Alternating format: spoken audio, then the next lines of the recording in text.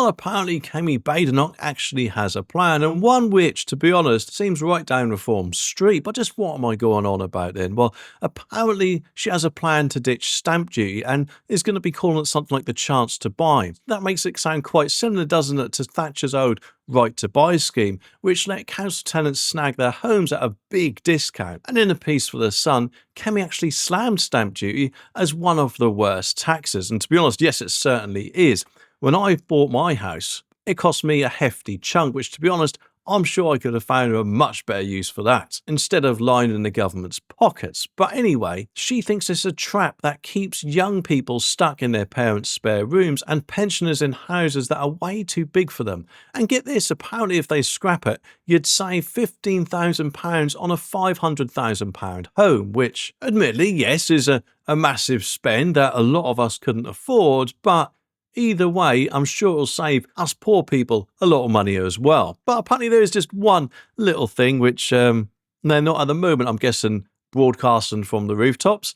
It's only just on main homes. So landlords and second home buyers won't actually get the same deal, which, if they did, I'm guessing that would help the rental market a tiny bit with whatever Labour's trying to do with the landlords at the moment. However, I'm sure if they did do it for landlords and second homes as well, that would mean there'd be too much money out of their pockets, I'm guessing. But getting rid of this tax would cost the Treasury about £4.5 billion right now, and that number could apparently shoot up to £9 billion after the next election as house prices climb. Meanwhile, of course, Rachel Reeves is gearing up for another tax rising spree at the next month's budget, no doubt, to fill a whopping £50 billion black hole, which, correct me if I'm wrong, Rachel, but wasn't actually £22 billion black hole or whatever you guys used to say. I'm pretty sure it was. So to be a £50 billion one, I mean, it shows Labour is just doing wonders for the country, doesn't it?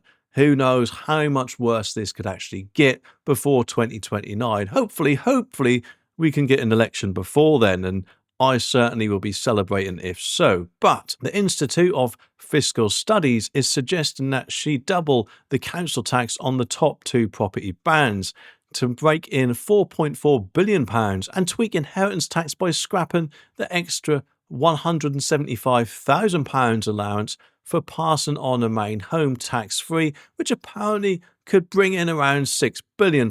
So that's right, if your mum and dad worked hard all their life and actually wanted to pass you something on to help you out, then it seems that the government want their bit, or will want their bit rather.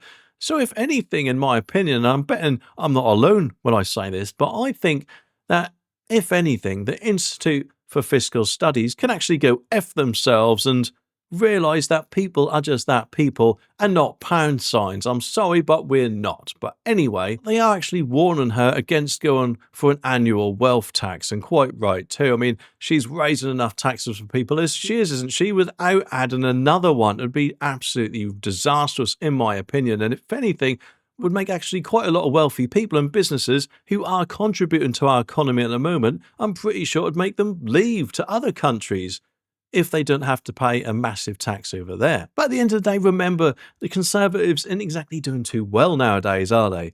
And they're trying to think of something to make them seem relevant again. Remember, Margaret Thatcher's right to buy scheme was actually a bit of a game changer back then, wasn't it? And helped a lot of people get on the property ladder. So presumably, I'm thinking Kemi thinks that if she makes a policy sound quite similar to that and actually helps a lot of people out and call it something like, oh, I don't know, chance to buy, which I'm pretty sure is what she's calling it, I'm betting anything you like, she thinks it will do a similar thing and make them votable again. Well, I'm sorry, Kemi, but you're going to need a little bit more than that.